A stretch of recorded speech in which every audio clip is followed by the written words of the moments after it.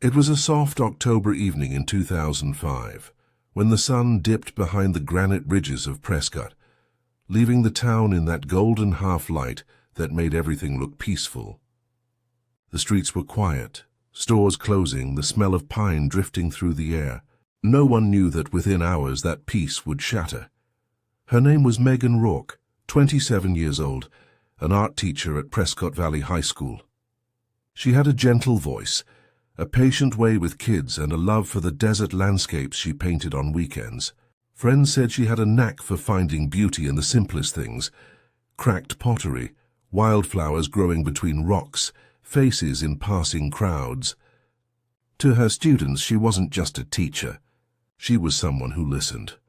That Friday, October 14th, Megan stayed late after school, helping students prepare for the Fall Art Showcase scheduled the next day. Around 6:45 p.m., the janitor, a man named Carlos Vega, saw her leaving the building carrying a stack of canvases under one arm and her car keys in the other. She smiled, waved, and said she'd be back early in the morning to set up the exhibit. That was the last confirmed sighting of her alive. By the next morning, Megan's car, a blue 1998 Honda Civic, was found abandoned just outside of town along Iron Springs Road. The driver's door was unlocked. Her purse sat on the passenger seat. Her phone was in the center console. The keys were still in the ignition. It looked as if she'd simply pulled over and vanished. Deputies from the Yavapai County Sheriff's Office responded quickly. The car was towed, processed for evidence, and a search began within hours. The area was rugged terrain: pine forest, rocky ridges, narrow trails leading into canyons that stretched for miles. Dozens of volunteers combed through the brush, calling her name, scanning for footprints or discarded belongings. But there was nothing. No sign of struggle, no blood, no trace of where she'd gone. The small community of Prescott, tight-knit and trusting, was shaken. Megan had no known enemies, no history of running away, no financial troubles. Her boyfriend, Daniel Webb, a local carpenter she'd been dating for 8 months, was cooperative, tearful and visibly broken. He told investigators they'd had dinner plans that night. When she didn't show, he assumed she'd gotten caught up at school. By midnight, when her phone went straight to voicemail, he drove the route between the high school and her apartment 3 times before calling police. Detectives canvassed the area, interviewing everyone who might have seen her. A gas station clerk recalled seeing a woman matching Megan's description around 7 p.m., buying a bottle of water and a pack of gum. The store's surveillance footage confirmed it. Megan wearing a white blouse, jeans, and a small turquoise pendant around her neck. She seemed calm, unhurried, unaware that her life was minutes away from vanishing into mystery. Days turned into weeks. The search expanded. Drones were deployed. Helicopters circled over the hills. The community printed flyers, organized vigils, and plastered her photo, smiling, brown hair tied back, soft blue eyes, on every pole and shop window. For a while, her face became the face of Prescott's heartbreak. But as November rolled around, the tips slowed. Each new lead turned cold before it began. Investigators brought in canine units to retrace her scent from the car. It led them a short distance along the roadside before abruptly stopping. That suggested one thing: she might have willingly gotten into another vehicle. But with who and why?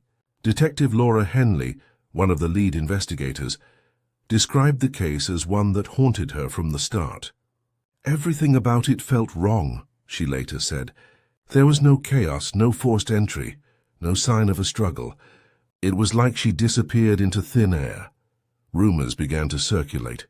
Some believed Megan had been abducted by a stranger passing through town, a theory fueled by 2 other disappearances of women in neighboring counties that year. The others whispered about her relationship with Daniel Webb. While no evidence pointed to him, speculation spread fast in a town desperate for answers. By December 2005, the case had drawn regional media attention. Local stations aired emotional interviews with Megan's parents, Susan and Mark Rourke, who had flown in from Tucson. Susan's pleas echoed across every broadcast. If someone has her, please, please let her come home. We just want her safe. Despite an exhaustive investigation, no one came forward. No credible witnesses, no ransom notes, no activity on her bank cards. It was as if she'd stepped off the edge of the earth. Then, in March 2006, nearly 6 months after her disappearance, a hiker in the Granite Dells reported finding something half buried in the dust, a single hiking boot and a leather wallet containing Megan's driver's license. The area was about 5 miles from where her car had been found. The discovery reignited the search. Dozens of officers, volunteers, and cadaver dogs swept through the area for days. They found fragments of torn fabric, possibly from a blouse, and faint traces of what might have been blood on a nearby rock. But DNA testing in 2006 was limited. The samples were too degraded to confirm anything. Forensic specialists collected and stored everything, every scrap, every fiber, every trace, hoping that one day technology might be able to tell them more. In April 2006, the Yavapai County Sheriff's Office officially classified Megan's disappearance as a probable abduction and homicide. Her parents never stopped searching. They hired private investigators, distributed flyers across the state, and even appeared on national television segments about unsolved disappearances. For years the case sat open but dormant, a file that grew thicker with theories and thinner with hope. By 2012, nearly 7 years later, the once bustling investigation had faded to a whisper. Daniel Webb had moved to Flagstaff, remarried, and tried to rebuild his life, though he remained under quiet suspicion in the eyes of many. Her parents aged quickly, their home filled with binders of newspaper clippings and printouts of false tips. Detective Henley retired in 2014, but she kept a photograph of Megan on her office wall until the day she cleared out her desk. "I always told myself," she said years later, "if science ever caught up with those samples, I'd want to be there when they tested them." And as it turned out, she would be. Because in 2023, 18 years after Megan Rourke vanished into the desert twilight, new forensic testing and a long-buried family secret would finally unravel what really happened that October night. And when the truth came out, it would shock everyone who thought they knew. Her would expose something far darker, hiding beneath the surface of that quiet Arizona town. The discovery of Megan Rourke's wallet and boot in the Granite Dells changed everything. But it didn't deliver closure. It deepened the mystery. Prescott, a place once known for its slow rhythm and neighborly calm, began to feel uneasy, as if something unseen had crept beneath its surface. Deputies scoured the area for weeks after that March discovery. The terrain was unforgiving, jagged boulders, scrub oak, and twisting trails that could hide anything or anyone. Volunteers lined up shoulder to shoulder, sweeping through every inch of ground, turning over stones and marking locations with bright orange flags. The sheriff's office even brought in cadaver dogs from Phoenix, but the dogs alerted inconsistently. There was scent, but no remains. Detective Laura Henley, who had led the initial investigation, refused to accept the lack of answers. "We were missing something," she said later. The car, the road, the boot. Each piece was part of a story we just couldn't read yet. Still, public pressure demanded progress. The sheriff's office issued a statement saying the evidence suggested foul play, but declined to name any suspects. That omission only fed speculation. Daniel Webb, Megan's boyfriend, bore the brunt of it. He was questioned repeatedly about their relationship, their arguments, even small inconsistencies in his timeline. Detectives found no signs of violence in his home, no traces of blood in his truck, and no history of domestic incidents. But some of Megan's friends mentioned she'd seemed distracted in the days before her disappearance. One remembered her saying she'd seen something she shouldn't have, though she never explained what. Those words would linger in case notes for years. By the end of 2006, The investigation had produced little more than frustration.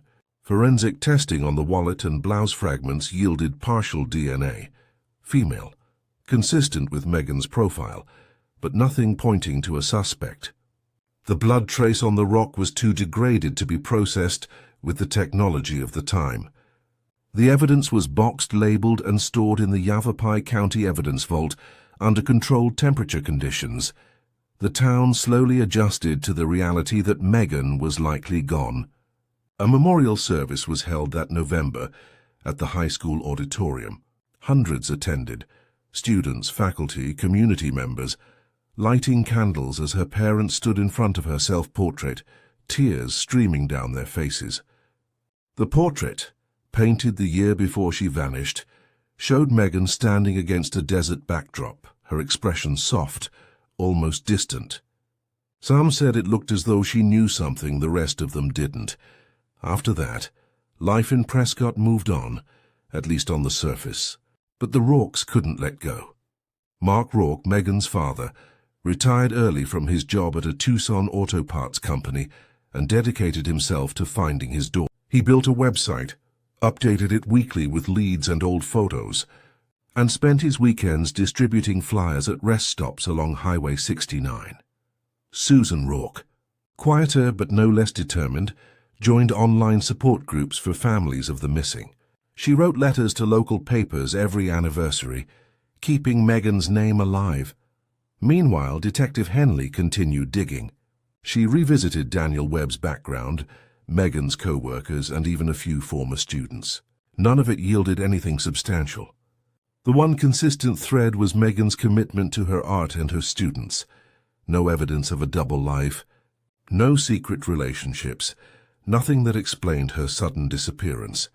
In 2007, Henley requested a review of surveillance footage from nearby traffic cameras, hoping technology could enhance the grainy night shots captured in 2005. The footage from Iron Springs Road was partially overwritten, but a few frames survived. One frame, time-stamped 7:02 p.m., showed a dark-colored pickup truck heading east, roughly the direction Megan's car was later found. The truck appeared older, possibly late 90s, with a dented left fender. The license plate was unreadable. At the time, investigators catalogued it as unconfirmed vehicle of interest. Years later, it would become the single most crucial clue. But in 2007, it was just another unsolved piece in an already tangled puzzle. Public interest waned. Reporters stopped calling. By 2008, Megan's name had faded from headlines, appearing only in small updates marking each anniversary. Daniel Webb's life moved on publicly, but privately he never fully escaped suspicion. He relocated to Flagstaff, remarried, and took work building cabins in Sedona. Every few years, rumors flared. Someone thought they'd seen Megan alive. Someone claimed to know where she was buried, but every lead dissolved into dead ends. One of those tips, though, nearly reignited the case. In August 2008, an anonymous caller left a message on the sheriff's tip line. The voice was distorted, electronically altered, but the message was clear. Check the creek bed behind Miller's quarry. She told someone what she saw. That's why she's gone, deputies responded immediately. Miller's quarry lay about 8 miles northwest of Prescott, a fenced-off industrial area known for rock hauling and private storage. The creek bed behind it was dry most of the year, except during monsoon season. Searchers scoured the area, even digging shallow trenches, but they found nothing conclusive. The call was traced to a prepaid cell phone purchased at a Walmart in Prescott Valley, untraceable. Still, the phrase, "she told someone what she saw," became an obsession for Detective Henley. She went back through Megan's journals and lesson notes, trying to find any reference that might explain it. In a small spiral-bound sketchbook recovered from her apartment, Henley found something odd. A page filled with unfinished drawings of a rural property, a cabin near a dry creek, and a short note scribbled in the margin. He said not to tell anyone. I shouldn't have gone there. There was no date, no context, but the handwriting matched Megan's.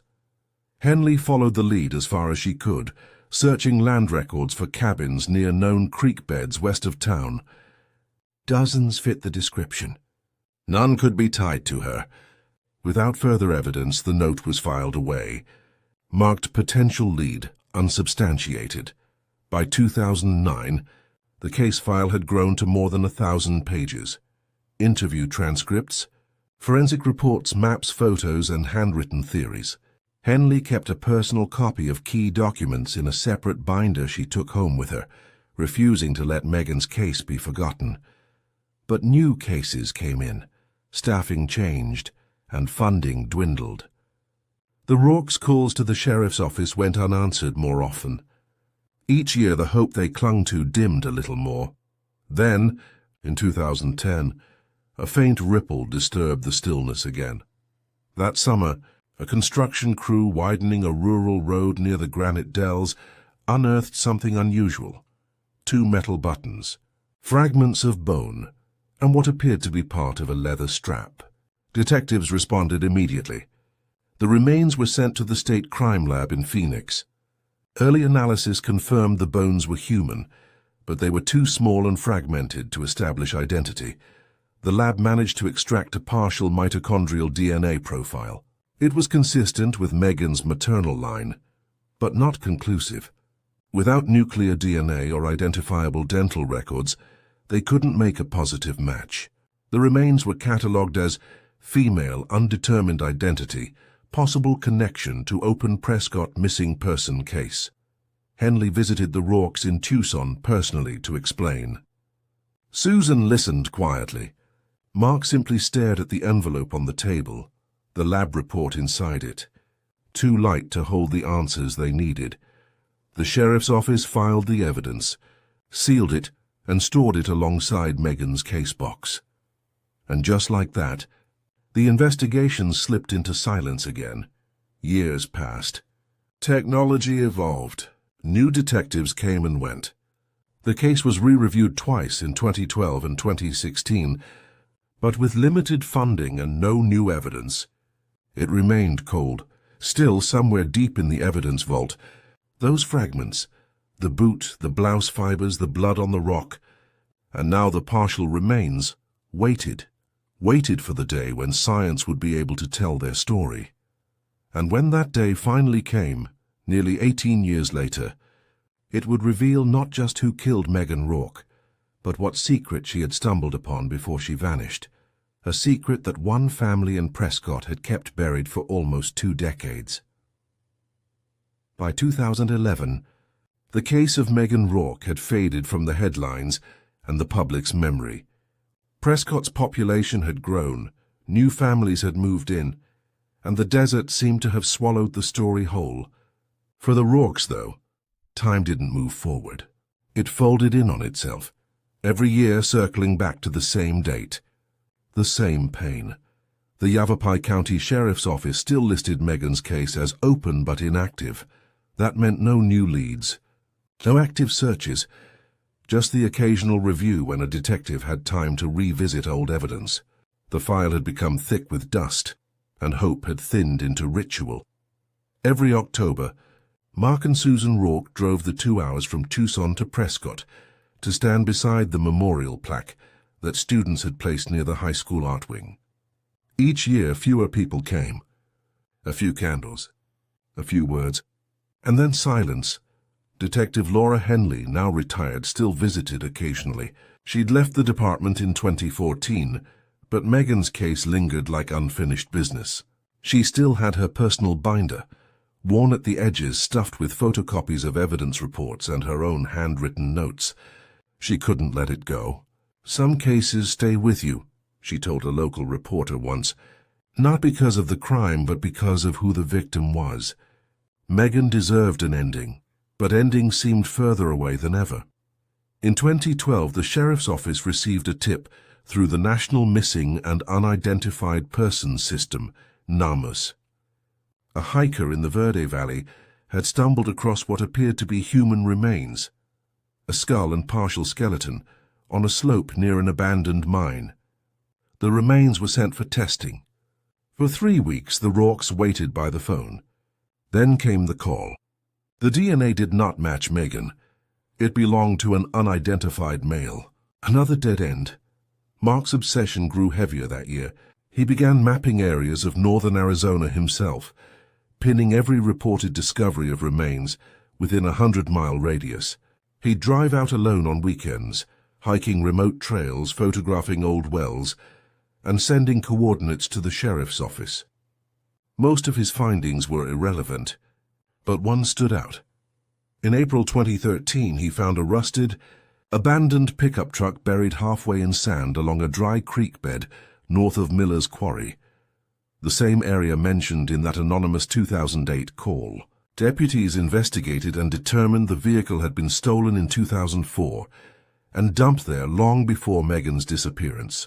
The case file noted the find, but nothing more. Still, Mark was convinced the area mattered. Every instinct told me, he later said, that whatever happened to her, it started near that creek. By 2014, the Rourke's finances had dwindled. They'd sold their Tucson home and moved into a smaller rental in Mesa to stay closer to Phoenix's resources.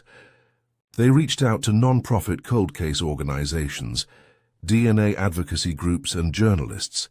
A few small true crime blogs picked up the story, but with no new evidence, it faded quickly again. That same year, Arizona's Department of Public Safety implemented a new cold case initiative, allowing departments to submit old biological samples for re-evaluation using enhanced DNA technology. But budgets were tight, and counties had to choose which cases to prioritize. Yavapai's cold case backlog numbered in the dozens: homicides, missing persons, unidentified remains. Megan's file was quietly placed in the queue, waiting for lab approval. Months turned into years. Then, in 2016, a subtle shift occurred, a ripple in the background noise of the forgotten case. An evidence technician named Riley Moore, newly assigned to catalog and digitize decades of old case files, stumbled across Megan's evidence box. Inside were the original items collected in 2005 and 2006, the wallet, the blouse fragments, the boot, the partial bone fragments, and sealed separately a small vial containing a reddish-brown smear taken from the rock near the Granite Dells. The original lab report had marked it insufficient for testing, but technology had changed. Touch. DNA analysis and mitochondrial sequencing had advanced dramatically since 2005. Samples that once seemed useless could now yield results. Moore flagged the case and requested supervisor approval for retesting through the state's updated forensic program.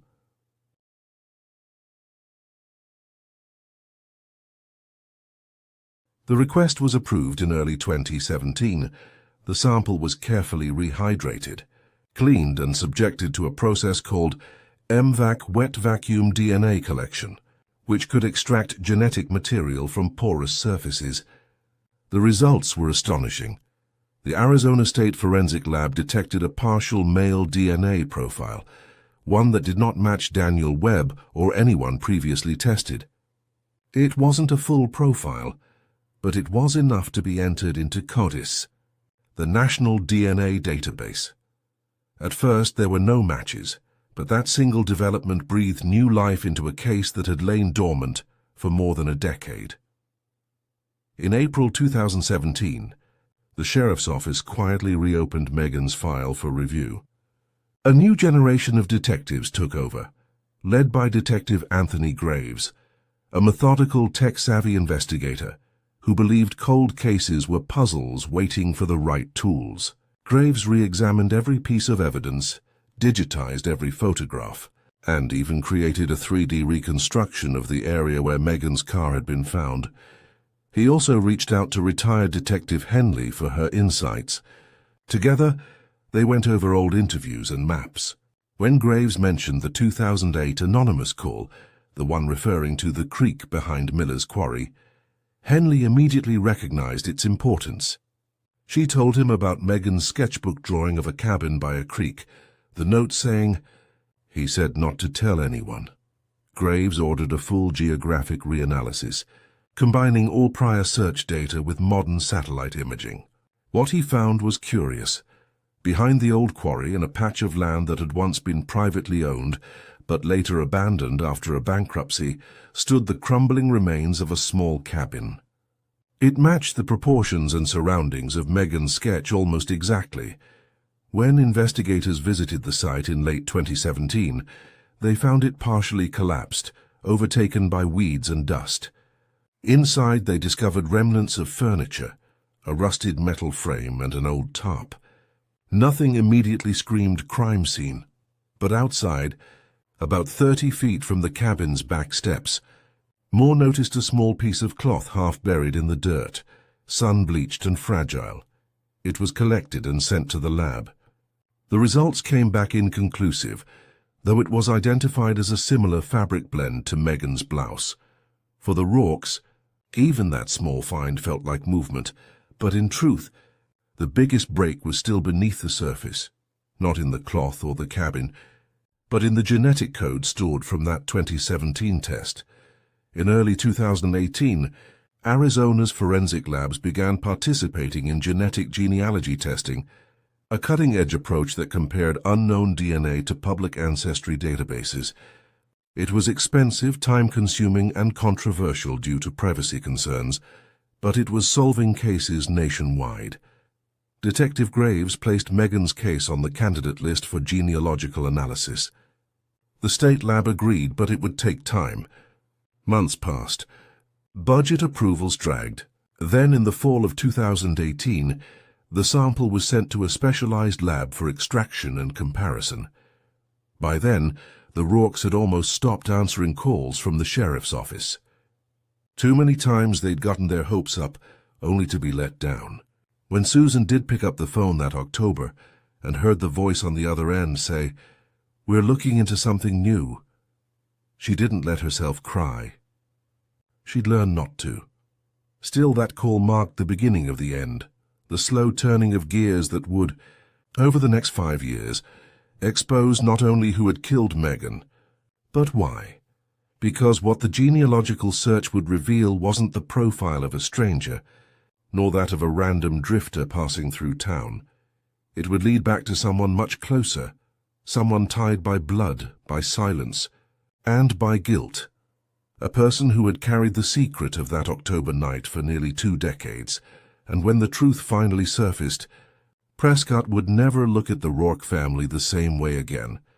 By early 2019, the sample from the Granite Dells rock had been sitting in storage at a private genetics lab in Virginia, awaiting comparison.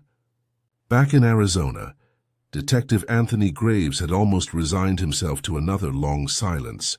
But on June 10, 2019, an email appeared in his inbox with the subject line, "Partial familial connection identified. Further review recommended." The message was from a forensic genealogist working with the DNA Doe Project, one of the non-profit groups assisting Arizona's cold case unit. The lab had successfully developed a usable SNP profile, the type of genetic code used for ancestry testing.